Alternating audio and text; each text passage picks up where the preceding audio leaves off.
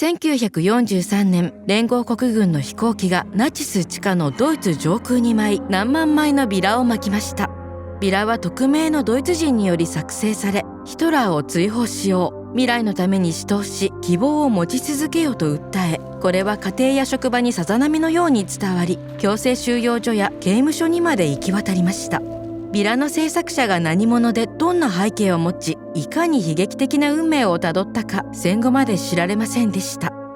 その10年前にヒトラーが覇権を握った時、ハンスとゾフィー・ショルはフォルヒテンベルグに住む10代の若者でした。当時、恐怖、プロパガンダ、ショル家や何百人のドイツ人の生活に監視の目やナチの支配が及んでいたのです。ナチスドイツは特に若者を標的にし、行動を規制し、思想を監視する機関を設立しました。10代だったハンスはヒトラーユーゲントのメンバーで、ゾフィーはドイツ女子同盟に加盟。ハンスは高い地位を得て若者の訓練と強化を監督する役目を担いました。1936年、全国党大会の旗手に抜擢されましたが、ナチの狂気を帯びた美辞麗句に触れ、初めて疑念を抱きます。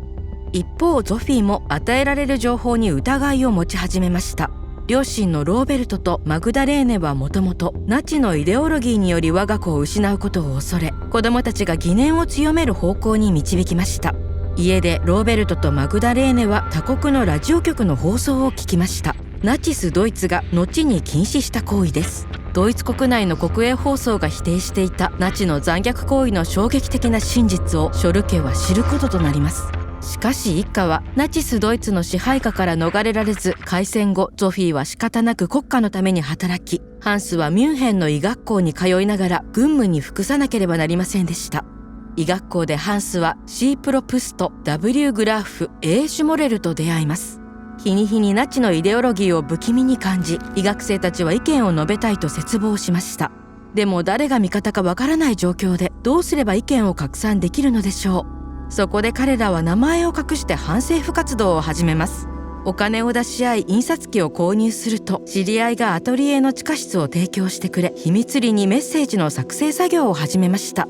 1942年6月、謎の反ナチのビラがミュンヘンの随所に現れます。ビラには白いバラという署名。最初のビラはヒトラーを非難し、ドイツ人に戦争維持のための労働拒否を呼びかけ、政府の命令に背いて反抗の態度を示そう。手遅れになる前に冒涜的な軍事力の行使を止めよう。最後の一つの都市が瓦礫の山になる前に、この国の最後の若者が血を流して死ぬ前に、全国民は自分たちにふさわしい政府を持つべきだ。辛辣な発言が国家反逆罪とみなされた当時において前例のない文言です。大部分はハンスによる文章でした。1942年、兄の活動を何も知らないゾフィーがミュンヘンに来ました。すぐに学校でビラを目にしました。ハンスの部屋で証拠を見つけると、ゾフィーはビラの制作者の正体に気づきました。驚きはすぐに決意に変わり、私も参加したい。何年間も兄弟の中で渦巻く怒りが頂点に達する時期だったのです。1942年6月から1943年2月まで、この秘密組織の活動はとても活発でした。ゲシュタポは手がかりを探しましたが、白いバラは常に慎重に行動していました。戦争が激しさを増し、ミュンヘンの街は空襲を幾度も受ける中、白バラは危険を周知で熱心に秘密の活動を続けます。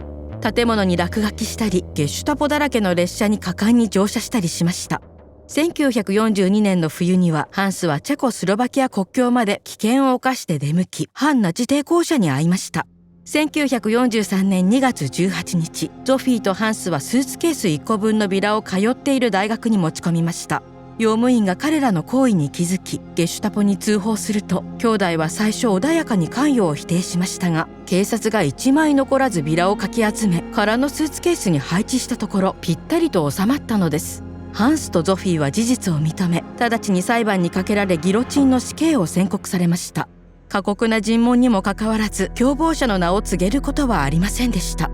ゾフィーは処刑前、ドイツのありさまへの怒りを世に示しましたが、同時に希望のある未来についても語ったのです。正義の運動に自分を犠牲にしなければ正義は勝つと信じられますか？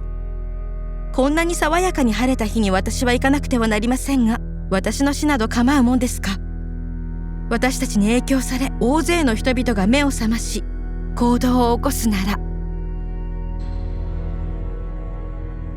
歴史がお好きな方はぜひチャンネル登録お願いします。ジュリアス・シーザーに対する陰謀からバナナの暗い歴史まで毎週様々なアニメーションを公開しています。